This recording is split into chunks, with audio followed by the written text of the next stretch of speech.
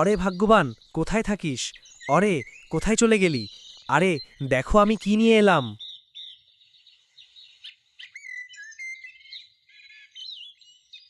বাবা, এত বড় মাছ কোথায় পেলে? বাজারে গিয়েছিলাম, এই মাছটা দেখে লোভ আটকাতে পারিনি, তাই নিয়ে এলাম। কিন্তু তোমার মা কোথায়? মা তো নিকটবর্তী পুকুর থেকে শাক তুলতে গেছেন।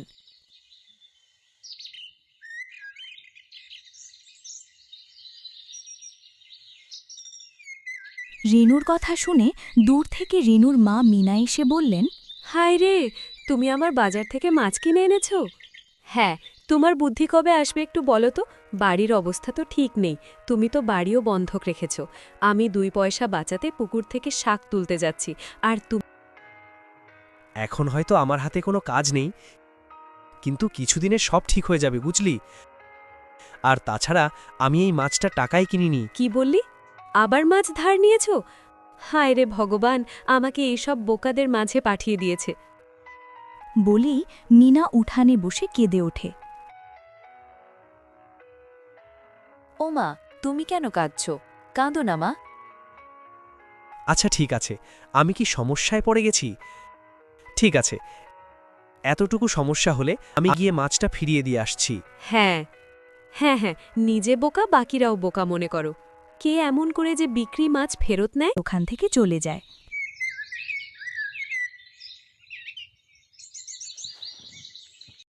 আহা ভাগ্যবান, আজ তুমি যে মাছটা রান্না করেছ একদম অমৃতের মতো। এত সুস্বাদু মাছ অনেক দিন খাইনি। হ্যাঁ, অনেক দিন হয়ে গেছে, এখন তো কাজও খুঁজে নাও। হ্যাঁ ভাগ্যবান, কাজ তো খুঁজতেই হবে। কি ভাবছ, আমি চিন্তিত নই? ও মা, আমাকে আর একটা মাছের টুকরো দাও না। কত ভালো রান্না করেছ, সত্যি অনেক ভালো হয়ে গেছে। সবাই যখন ঘরে বসে খাচ্ছিল তখন হঠাৎ বাইরে থেকে একজনের কণ্ঠ শোনা গেল। অরে ও গণেশ, গণেশ, তুই কি ঘরে আছিস? কোথায় থাকিস ভাই? একটু বাইরে তো বের হ। এই কি ব্যাপার, এত গরম দুপুরে কারা আমাকে ডাকছে? আরে জানি না, তোমরা বসে থাকো, আমি দেখি।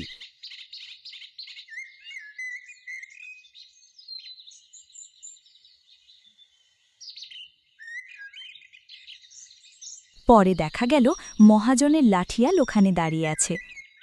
এই নাও গণেশ ভাই, 1 সপ্তাহ তো কেটে গেল, এখনো এই সপ্তাহে টাকা পাঠাওনি তুমি। কি হয়েছে ভাই? আরে লাঠিয়াল ভাই, একটু ধীরে কথা বলো। গণেশকে এভাবে বলতেই মিনা আর রেনু বাইরে এসে পড়ল।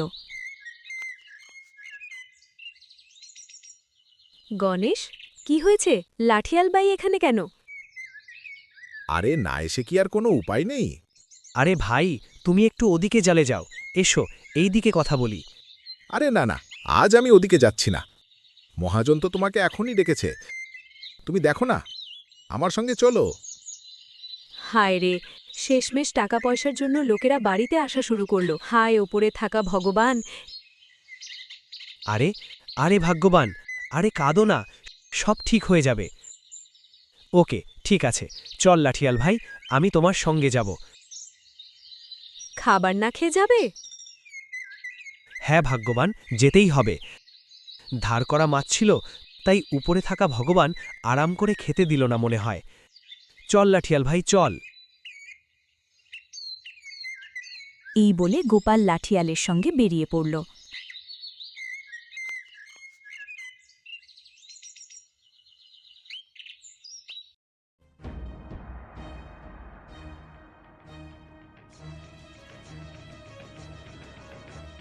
আরে মহাজন সাহেব, আমাকে আরেকটা সুযোগ দিন। না না গণেশ, আমি আর একটা সুযোগ দিতে পারবো না তোমাকে।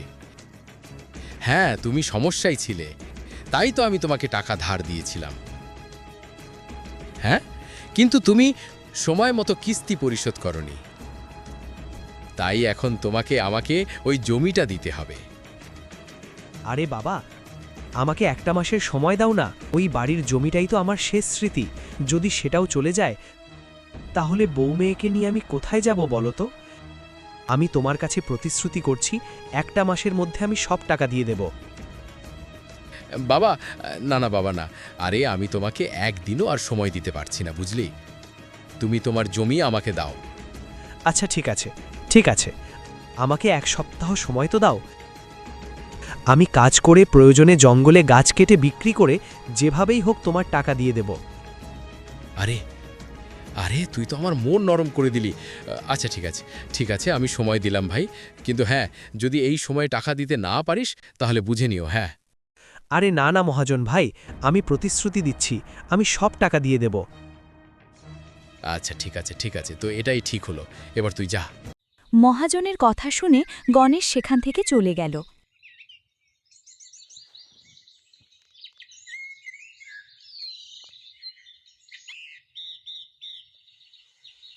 তখন লাঠিয়াল বলল, আরে সাহেব, আপনি তো ওকে আবার সুযোগ দিলেন, এটা কি ঠিক করলেন? আহা, এসব তো তোমার মোটা মাথায় ঢুকবে না। শোনো, এত কম সময় যদি আমি ওকে সমস্যায় ফেলে দিতাম তো গ্রামের মানুষ আমাকে খারাপ ভাবত ভাই। তাছাড়া সে 1 সপ্তাহে টাকা কোথা থেকে আনবে? তাই মানুষের চোখে ভালো দেখানোর জন্য এত সময় তো দিতে হয়ই। সত্যি সত্যি সাহেব, আপনি তো একদম মানুষ, আপনার মধ্যে এত বুদ্ধি আছে। আচ্ছা, বুদ্ধি না থাকতো তো আমি কি এইভাবে গ্রামের গরিবদের ভাসাতে পারতাম বলো? হ্যাঁ, গোপালের ওই জায়গাটা আমার খুব নজরে আছে। রাস্তার ধারে যে জমিটা, সেটা আমি এত সহজে হাতছাড়া করতে দেব না। এটা বলেই মহাজন আর লাঠিয়াল জোর জোরে হাসতে লাগল। পরের সকালে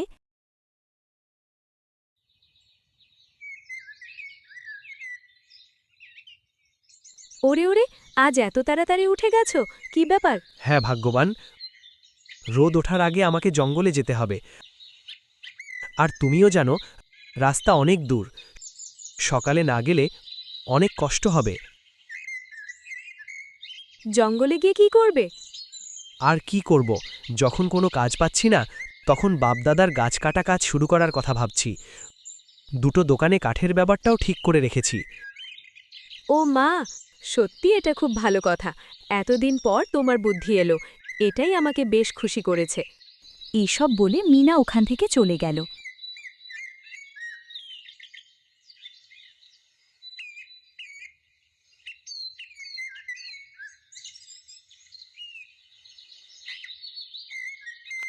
নাও তোমার কুড়াল।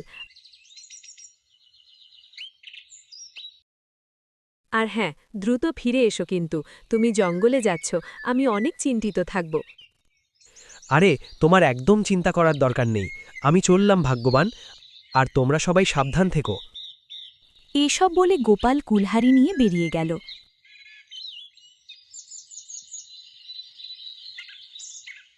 ওহ, এটা তো জঙ্গলের রাস্তা। এতদিন পর আমার পা একদম জমে গেছে, কিন্তু কি করব, কাজ তো করতে হবে, না হলে ওই মহাজন আমাকে বাঁচতে দেবে না। এসব ভাবতে ভাবতে এক মন নিয়ে জঙ্গলের দিকে এগোতে লাগল।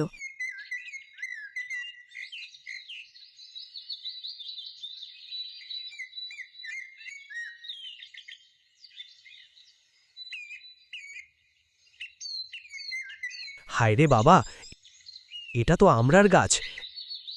এত বড় আমড়ার গাছ তো আমি আজীবন দেখিনি। কি দারুণ ব্যাপার ভাইয়া।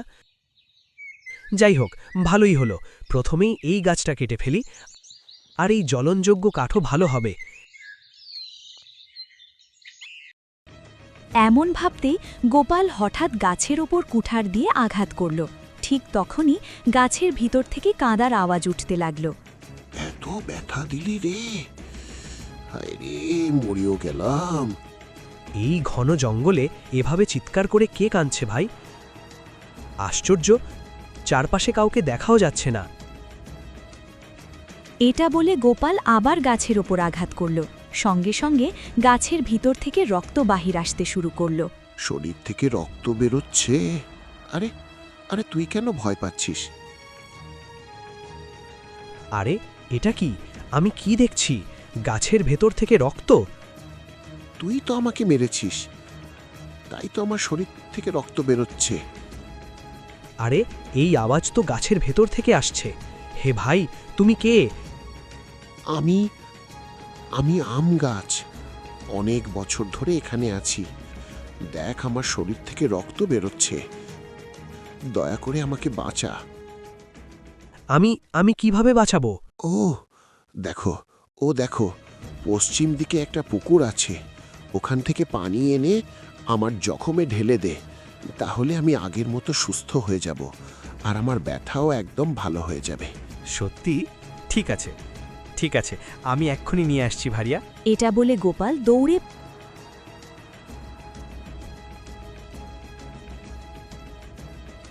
পুকুর থেকে পানি নিয়ে এসে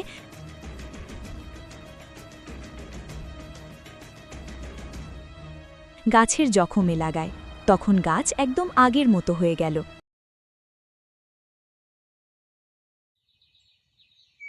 এখন শান্তি মিলেছে। তুমি অনেক বড় উপকার করেছ। তোমার এই উপকার আমি কখনো ভুলব না। সত্যি কথা, তোমার মন খুব ভালো। আরে না না, এটা তো আমার দায়িত্ব ছিল। এখন আমি চলে যাই, আমার অনেক কাজ আছে। কোথাও আরে শুকনো গাছ খুঁজে বের করতে হবে। আরে থামো থামো, এখানে যেই আসে আমাকে দেখে ভয় পেয়ে নিজের জীবন বাঁচিয়ে চলে যায়। কেউ আমার কখনো সাহায্য করেনি, কিন্তু তুমিই প্রথম মানুষ যিনি আমার সাহায্য করেছ। তাই আমি তোর জন্য একটা উপহার দিতে চাই। উপহার? না, আমার তো কোনো উপহারের দরকার নেই। না না, এভাবে চলবে না, তোর উপহারটা নিতেই হবে। গাছটা এত বলতেই গাছটার চারদিকে অসাধারণ এক স্বর্ণালী আলো ছড়িয়ে পড়ল, আর সাথে গাছটার মাঝখানের অংশ দরজার মতো খুলে গেল। এটা কি? আমি কি দেখছি দাদা? গাছের ভিতর একটা ঘর। আরে দেরি করিস না, ভিতরে আয়, ভিতরে আয়।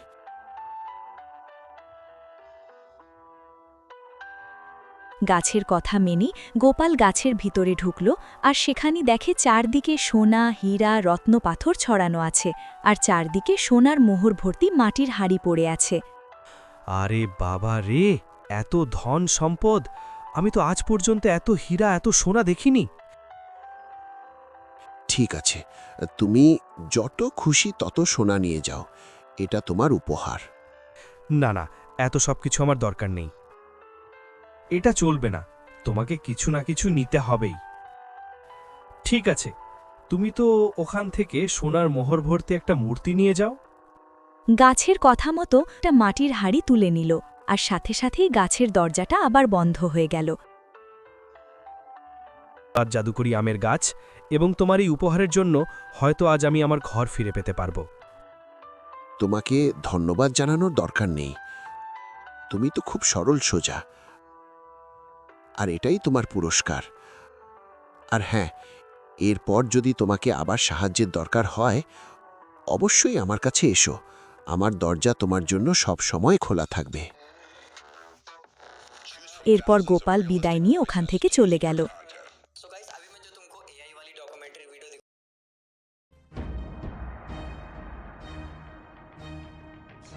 এই কি, আজও এত তাড়াতাড়ি ফিরলে? ভাগ্য। আমি তো ভাবছিলাম এতদিন পরে তুমি কাজের জন্য গিয়েছো, হয়তো তুমি বদলে গেছো, কিন্তু না, তুমি একদমই বদলাওনি। আরে এদিকে এসো। আরে এটা দেখো, আমি কি নিয়ে এলাম ভাই। এখন আমাদের কোনো ঋণ বাকি থাকবে না। সোনার মোহর ভর্তি মাটির ঘড়া দেখে ভীনা অবাক হয়ে গেল। এই কি, এটা তুমি কোথা থেকে পেলো?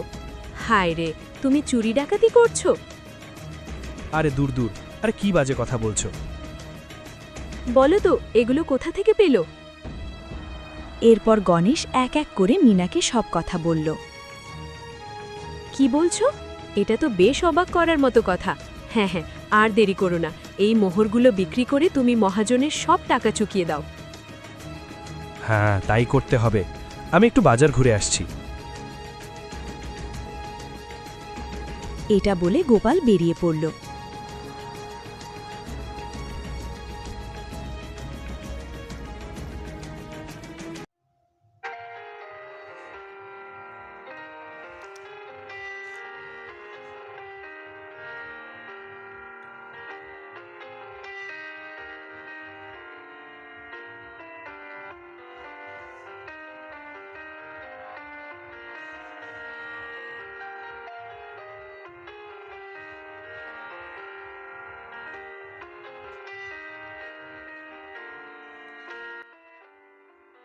হ্যাঁ বসো তো, একদিনে এত টাকা জমালেই কি?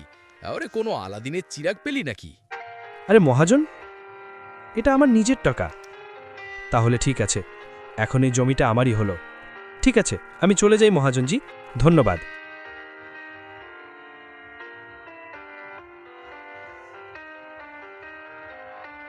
গোপাল চলে যাওয়ার সঙ্গে সঙ্গেই লাঠিয়াল বলল, এইটা কিছু বুঝলাম না মহাজনজি, এক রাতের মধ্যে এত টাকা কোথা থেকে পেল? হ্যাঁ রে, আমিও ওটাই ভাবছি, কিভাবে তাকে হঠাৎ কোনো গোপন টাকা মিলে গেল। না না, আমাকে এই ব্যাপারটা বুঝতেই হবে। তুই আজই কোনো ব্যবস্থা কর। ঠিক আছে সাহেব, আমি দেখছি। এভাবে বলেই লাঠিয়াল চলে গেল।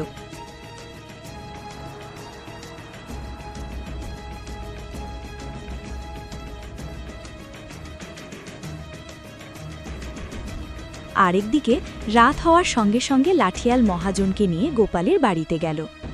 আরে ধাত বাবা, আমাকে কোথায় নিয়ে এলিস তুই? হ্যাঁ, মশার কামড়ে তো আমি দাঁড়াতেও পারছি না। আরে স্যার, একটু হালকা কণ্ঠে কথা বলুন, কেউ শুনে গেলে ঝগড়া হয়ে যাবে। ও দেখুন তো, ও এখন গর্জে গর্জে সব বলে দেবে। কি বলছে? হ্যাঁ হ্যাঁ ওস্তাদ, স্বামী স্ত্রীকে না বলেই কিছু করে না। ও অবশ্যই নিজের স্ত্রীকে সত্য বলবে, আর তখনই আমরা সবাই জানতে পারবো। তাই কথা না বাড়িয়ে চুপচাপ শুনুন। এটা বলে লাঠিয়াল আর মহাজন জানালার দিকে তাকাতে লাগল। হ্যাঁ জি, যত মোহরা ছিল সব তো এই জমি ফিরিতে পেয়ে শেষ হয়ে গেছে। এখন কি করবে? আরে আমিও তো সেটাই ভাবছিলাম মহার বাকি টাকা দিয়ে নতুন ব্যবসা শুরু করব। কিন্তু ভাগ্য খারাপ, মহাজন এত সুদ কেটে দিল যে সব শেষ হয়ে গেল। এখন আমি বলছিলাম, কেন তুমি একবার আবার সেই জাদুকরি গাছটার কাছে যাও, তোমার অবশ্যই সাহায্য করবে। আচ্ছা, কিন্তু করো না, ব্যবসা চলে গেলে আমরা পুরো টাকাটা গরিবদের মধ্যে ভাগ করে দেব। ঠিক আছে, এখন ঘুমাও।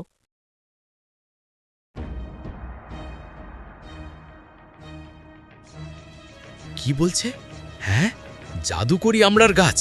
না, যে কোনোভাবেই আমাকে ওই গাছটার কাছে যেতে হবে। আচ্ছা ঠিক আছে, আমি তোমাকে সেখানে নিয়ে যাব, কিন্তু যা কিছু পাবো অর্ধেক অর্ধেক ভাগ করে নেব। ঠিক আছে, সেরকম করব, কিন্তু ওই গাছটা আমার অবশ্যই লাগবে।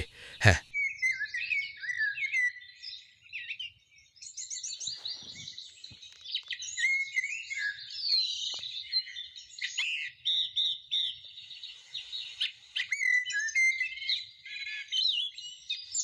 পরের দিন সকালে মহাজন আর লাঠিয়াল গণেশের পিছনে চুপ করে ছুটে গেল। ও উস্তাদ, তুমি এই গাছটার পেছনে দাঁড়িয়ে থেকো। আচ্ছা, আমার এখন ধৈর্যই শেষ হয়ে আসছে। আমি এখন দেখব কোথায় আছে আজ ওর গোপন ধন। আরে গোপাল, তুই আবার এসেছো? হ্যাঁ, তোর জাদুকরি আম গাছের উপহার থেকে আমার অর্ধেক সমস্যা চলে গেছে, আর এই কারণেই আবার এসেছি আজ। বাকিটা অর্ধেকও মোকাবিলা করতে হবে। সত্যি তো ঠিক বলছিস, ঢোকো আমার ভিতরে। এই কথা বলতে গাছটার মাঝখানের অংশ খালি হয়ে গেল, আর গোপাল তার ভিতরে চলে গেল। এটা দেখে মহাজন আর লাঠিয়াল দৌড়ে এসে সেখানে পৌঁছল। আরে এটা কি? দরজাটা তো বন্ধ হয়ে গেছে।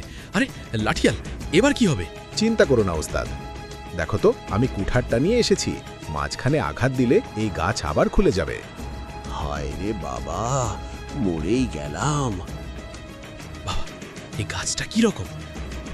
গাছ তো কথা বলে। হায় দোস্ত, কত রক্ত বেরোচ্ছে। লাঠিয়াল, চল, আমার টাকা লাগবে না, আগে বাঁচি। হায় রে বাবা। হ্যাঁ উস্তাদ, আপনি একদম ঠিক বললেন। এতেই লাঠিয়াল আর মহাজন দৌড়ে পালাতে শুরু করল।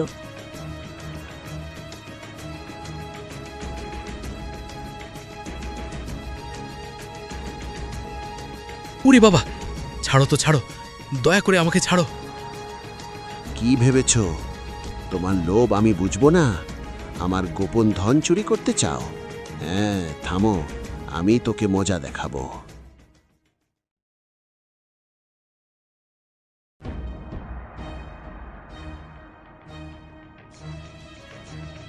যখন মহাজন আর লাঠিয়াল বাইরে থেকে চিৎকার করছিল, তখন গাছের ভিতর থেকে গোপাল এইসব শুনে বলল,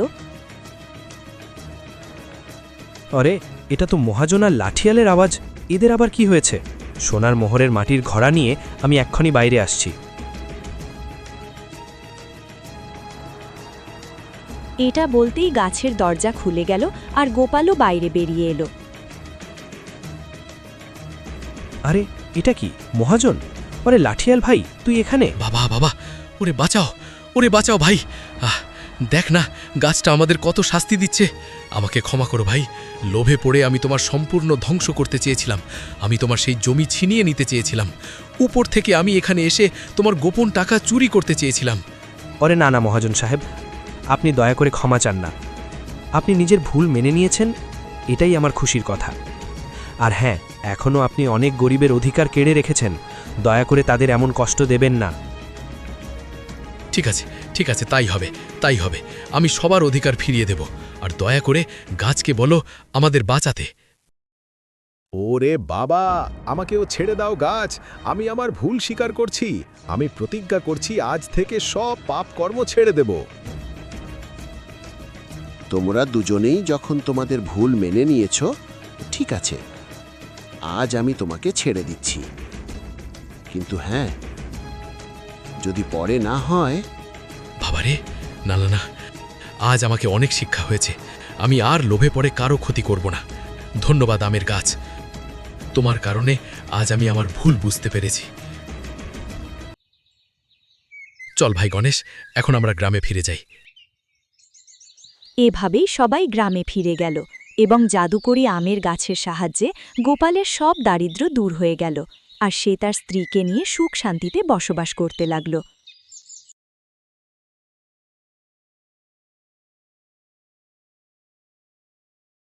হ্যালো বন্ধুরা, ভিডিওটা যদি ভালো লেগে থাকে তাহলে লাইক, কমেন্ট, শেয়ার করুন।